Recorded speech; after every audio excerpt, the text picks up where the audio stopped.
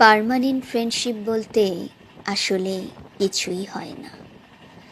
যতই গভীর বন্ধুত্ব হোক না কেন, একটা পর্যায়ে গিয়ে না চাইতেই বন্ধুত্বটা হারিয়ে যায়।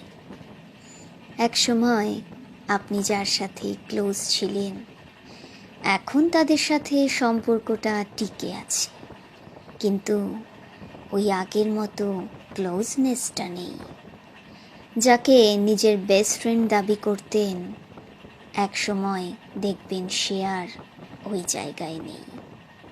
সারাটা জীবন আপনার বন্ধু থাকবে, কেউ না কেউ নিশ্চয়ই থাকবে, কিন্তু পার্মানেন্ট বলতে কাউকেই পাবেন না। বন্ধু পরিবর্তন হবে, পুরনো বন্ধুর প্রতি আবেগ টান থাকবে, কিন্তু বন্ধুত্বের ধরন পাল্টে যাবে।